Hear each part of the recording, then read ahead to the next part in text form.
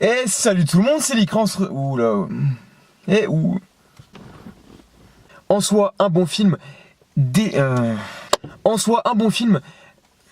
Putain, j'arrive plus à parler. Concentre-toi. Wouhou. Let's go. Oh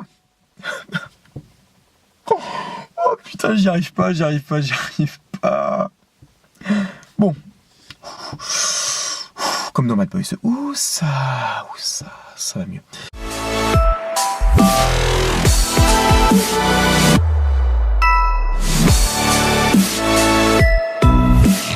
Et salut tout le monde, c'est Likra, on se retrouve aujourd'hui pour une nouvelle vidéo sur Fast and Furious 8, puisqu'effectivement je viens de sortir du ciné. J'ai eu du retard puisque j'avais pas du tout eu le temps de le voir, mais enfin bref, c'est fait. Alors qu'en est-il de ce 8ème opus? Je vais vous délivrer comme d'habitude mes impressions à chaud.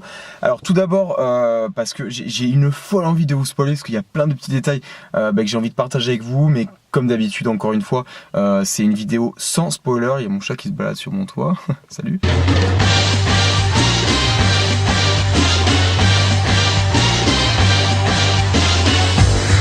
Et vidéo sans spoiler, donc du coup je pense que je ferai une deuxième vidéo certainement avec spoiler, parce qu'il y a des choses vraiment très intéressantes à dire.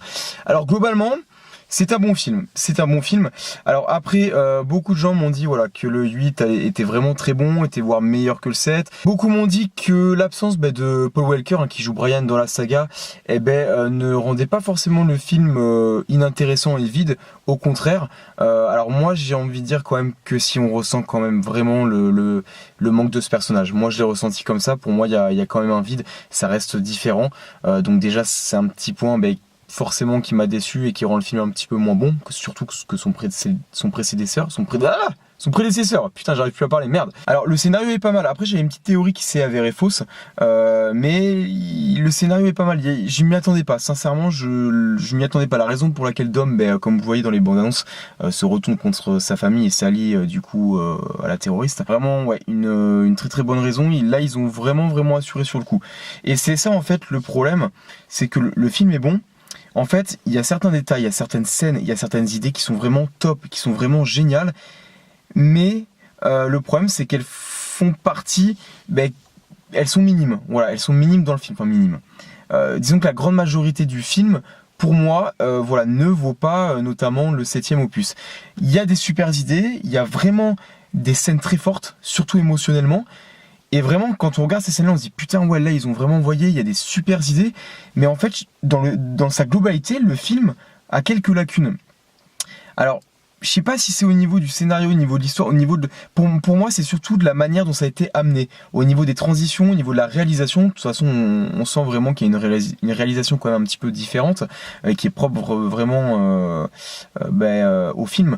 Et pour moi, ça a manqué. C'était un petit peu trop rapide. Il y avait certaines scènes qui s'enchaînaient un petit peu trop vite, notamment une qui pour moi c'était la transition en fait, et je m'attendais à en voir beaucoup plus, et finalement en fait ça s'est enchaîné vraiment hyper vite quoi. Du coup c'est vraiment dommage, parce qu'en fait tout le long du film je me suis dit il est pas mal, mais pour moi il manquait vraiment ce quelque chose quoi.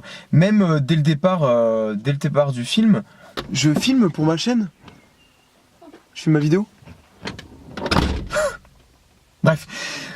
En fait, dès le début du film, j'ai pas été aussi emballé qu'avec les précédents, notamment avec le 7ème. Il y avait une scène d'ailleurs au début, c'était un petit peu trop, un peu du vu et du revu, je trouve, un petit peu trop cliché, même si en fait, elle est importante parce que cette scène servira plus tard. Et c'est ça en fait, c'est que tout le film est bien, mais il m'a pas hyper emballé, d'accord, et pourtant il y a des idées qui sont top, il y a des scènes vraiment qui sont top, il y a des choses qui sont vraiment bien amenées, et en fait il y a vraiment du lourd, mais globalement le film en lui-même n'est pas aussi lourd que prévu quoi, il n'est pas aussi lourd que les certaines scènes justement qu'ils sont. C'est un petit peu compliqué peut-être ce que je suis en train de dire, je sais pas si vous m'avez compris, mettez un commentaire si vous m'avez compris ou pas.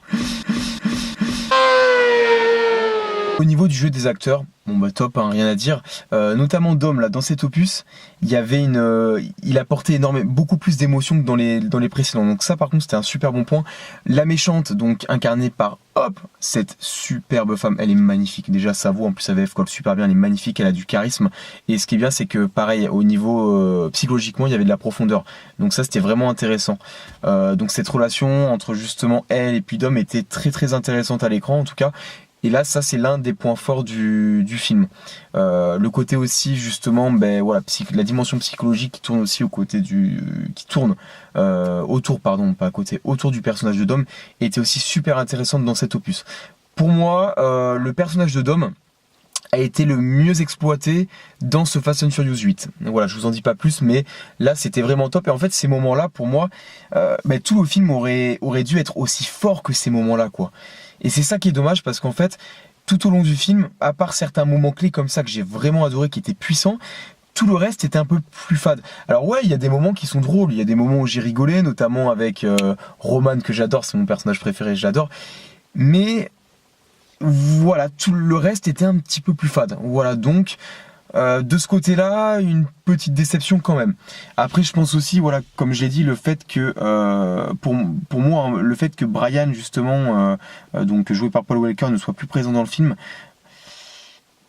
bon, voilà, on ressent quand même ouais, que la saga commence un petit peu à s'essouffler. Voilà, il y a encore des super idées, ils arrivent quand même à trouver des trucs, mais c'est plus pareil. Ouais, l'esprit vraiment de Fast and Furious sans Brian, on peut dire ce qu'on veut. Pour moi, voilà, c'est plus pareil. Et c'est peut-être ça aussi qui enlève le côté ouais, réussi du film, quoi. Moi, comme je dis, pour moi, ils auraient dû s'arrêter au 7. Après voilà, c'est du grand spectacle, faut pas se leurrer, Fast and Furious ça rapporte énormément, donc voilà, business, hein, voilà, c'est comme ça que ça marche. Mais ils auraient dû s'arrêter au 7, il y a déjà eu quand même 7 films, là ils vont s'arrêter au 10, hein. Pour ceux qui ne le savent pas, il y aura le 9 et le 10, ça a été annoncé déjà depuis très longtemps, et puis là ils l'ont reconfirmé, le 10 sera le dernier opus. Mais pour moi, ils auraient dû s'arrêter au 7 parce que, ben voilà, avec en plus la mort de Paul Walker, la conclusion d'ailleurs dans le film était vraiment magnifique. Ils auraient dû s'arrêter au 7, quoi. Et c'est vraiment dommage. Pour moi, c'est dommage et ça gâche du coup un petit peu ce 8ème opus. Après, j'espère que dans le 10, ils feront, vu qu'ils ont déjà utilisé justement des images numériques pour numériser Paul Walker, notamment à l'aide d'ordinateurs et puis aussi à l'aide de ses deux frères, notamment un qui lui ressemble énormément. J'espère que dans le 10, il y aura cette utilisation-là pour justement finir en beauté avec ce personnage parce qu'il fait partie de la saga. Donc même si l'acteur est décédé, ce serait bien, comme ils ont fait dans le 7, de le faire apparaître. Ça, après, on va voir, hein, il reste le 9 et le 10, donc je pense qu'on a encore pour environ 4 ans.